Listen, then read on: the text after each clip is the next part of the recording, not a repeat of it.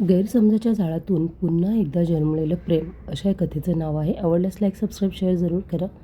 मैत्रिणींनो, सांगलीच्या एका गावात राहायचे रमेश आणि सुधा. गावाचं नाव आदर्श जोडपं असं होतं. त्यांचं नाव आदर्श जोडपं असं होतं.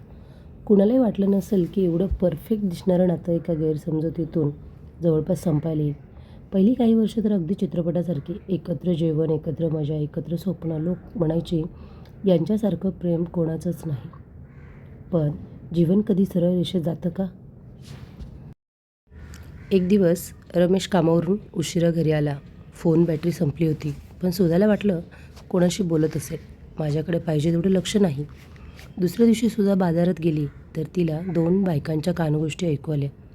रमेश सध्या जास्तच बाहेर दिसतोय. कोणासोबत वेळ घालवतोय काय? ही वाक्य सुधाच्या मनात काट्यासारखी रुतली. ती घरी येऊन दिवसभर शांत राहिली. चेहरा उतरलेला. रमेश काही समजेना की नेमकं झालं तरी काय. दिवसेंदिवस गैरसमज, संशय आणि शांतता घरात पसरत गेली. घरात लोक असले तरी लोकांच्या मनात एकटेपणा जाणवायला लागला. एका रात्री सुधाने रमेशचा फोन वाचताना पाहिला.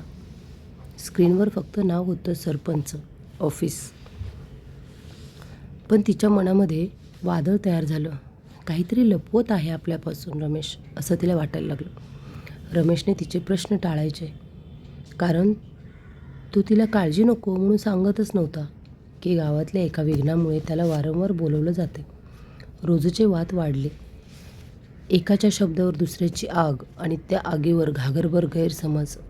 गावातही लोक बोलू लागले, याची आता काही उरणार नाही. सुधा वेगळीच होतीये. रमेश गावभर फिरतोय. एक एक वक्तव्य म्हणजे मसाला.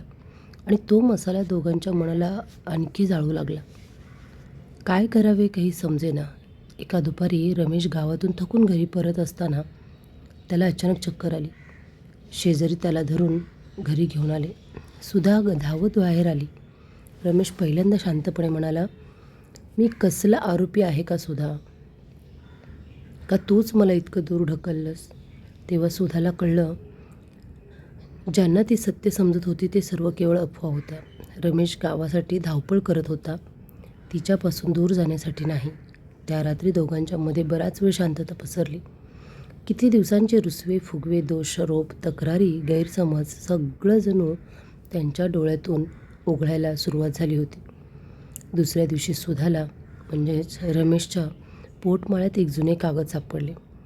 त्याने तिला दिलेल्या पहिल्या फुलांच्या पाकळ्या आणि मागे लिहिलेली ओळ, जगात सर्वात मोठं स्वप्न म्हणजे तुझ्यासोबतचं आयुष्य.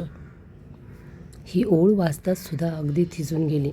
त्या रात्री तिने रमेश समोर चहा ठेवला आणि म्हणाली, गैरसमजुतींनी आपलं इतकं अंतर वाढवलं, पण आता पुन्हा सुरुवात करूया.